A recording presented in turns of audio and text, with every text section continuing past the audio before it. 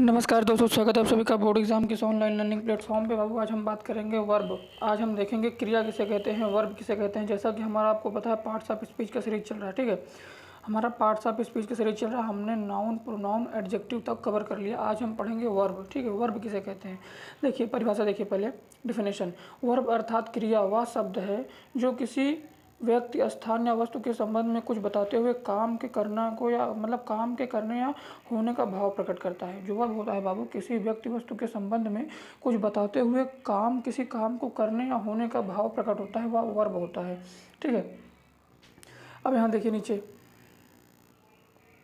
देखिए definition. A verb is a word, ठीक है। A verb is a word used by से something about person, place और thing, ठीक है। जो मैंने आपको हिंदी में बताया इसका अर्थ वही होगा।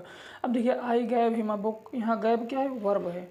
यहाँ क्रिया है, मतलब कि कुछ कि किसी व्यक्ति की या किसी वस्तु के काम का होने का या कि उसके भाव का प्रकट होता है। तो काम यहाँ क्या हो रहा है, आई गैव हिम अ बुक, मैंने उसे किताब दिया, मैंने उसे किताब दिया। तो काम क्या है, किताब देना काम हुआ ना बाबू। यहाँ काम क्या है, काम यहाँ देना हुआ, तो यहाँ गैव होगा। ग्रास ग्रोज एवरीवेयर, जो ग्रास है, जो घास है, वह उगती है एवरीवेयर, ठीक है। The star shine in the night, जो स्टार है, तारे हैं, चमकते हैं रात में। तो क्या ये सब वर्ब हैं।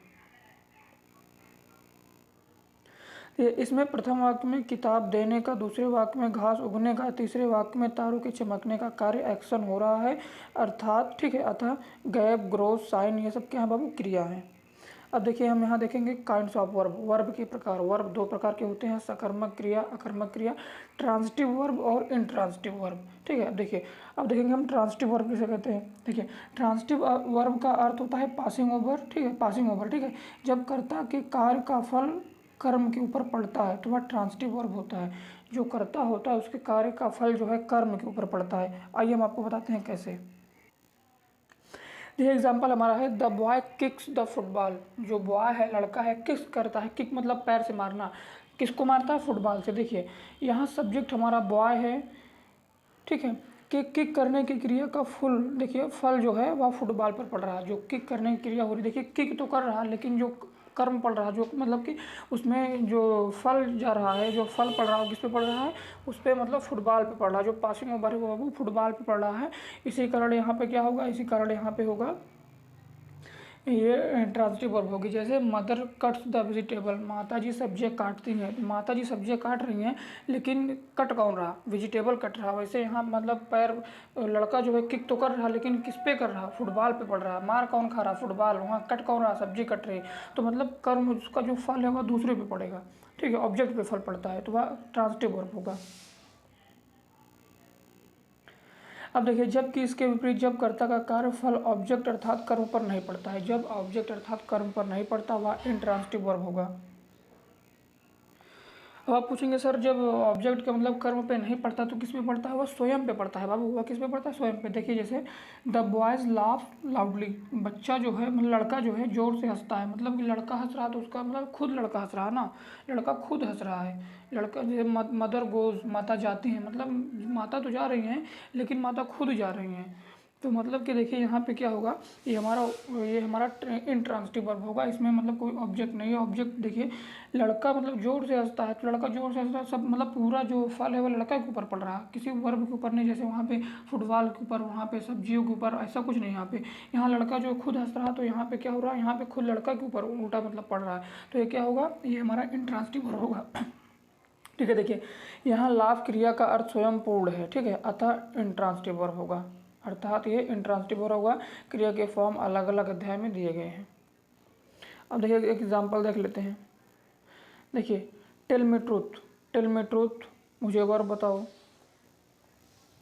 यहाँ आपको पहचानना है वर्ब क्या है। देखिए यहाँ पे टेल मी ट्रूथ, यहाँ टेल है, ठीक है, बताना क्रिया हो रही है। डॉग रैन आफ्टर मी, जो कुत्ता है वह भाग रहा है, आफ्टर मी मेरे बाद, तो यहाँ पे रैन है। द टाइम चेंज, यहाँ चेंज है। योर बुक लाइज, लाइज है यहाँ पे, ठीक है। Cock crow in the morning, यहाँ पे क्रो है, कॉक्स क्रो, ठीक है। अब देखिए द फायर बर्न्स, यहाँ पे बर्न्स है, जलना। ही टूक शेल्टर, यहाँ पे है। My new watch does not, my new watch does not keep है, ठीक है। अब देखिए police man blows, the bird sing है यहाँ पे। द बॉयज यहाँ पे क्या है, the boys lifted the heavy weight, lifted मतलब होता है उठाना। The bird hopped about and sang, I shall bring my camera with me, I shall bring, यहाँ पे ब्रिंग ब्रिंग मतलब होता है लाना। तो यहाँ पे मतलब कि जो सिंपल सी बात है बाबू, a verb is a word, देखिए यहाँ पे दिया गया है, a verb is a word use से समथिंग, जो कुछ कहे अबाउट पर्सन, किसी पर्सन के बारे में, किसी स्थान के बारे में, और उसका काम को प्रकट होने को दर्शाए, किसी काम को क्या हो, प्रकट होने को दर्शाए, होना दर्शाए, वही क्या, वही हमारा वर्ब है। उम्मीद करता हूँ कि आप वर्ब समझ चुके होंगे। वर्ब बाबू दो प्रकार के होते हैं, ट्रांसिटिव वर्ब और इंट्रांसिटिव वर्ब, सकर्मक क्रिया और अकर्मक क्रिया। सकर्मक क्रिया वो क्रिया होती है, सकर्मक क्रिया वो क्रिया होती है जिस पर मतलब जो फल होता है वह कर्म पर पड़ता है, ऑब्जेक्ट पे पड़ता है।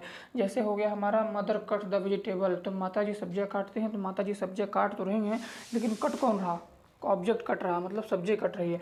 और जैसे देखिए जैसे हो गया इंट्रांसिटिव वर्ब होगा, जैसे रमेश लाफ्स लाउडली, जो रमेश है वह तेज़ी से हंसता है, तो रमेश जो है तेज़ी से हंसता है, तो वहाँ पे इंट्रांसिटिव वर्ब होगा, क्योंकि जो हंसने की क्रिया हो रही है वो स्वयं रमेश पे पड़ रही है। रमेश है, रमेश ही हंसता है और किसी के बारे में बात नहीं हो रही, यह पूर्ण है, ठीक है। तो उम्मीद करता हूँ कि आप समझ गए होंगे transitive verb, intransitive verb, verb क्या है। अब हम बाबू आगे बात करेंगे एडवर्ब के बारे में। इस वीडियो में बस इतना ही, मिलते हैं नेक्स्ट लेक्चर में, तब तक के लिए ओके बाय।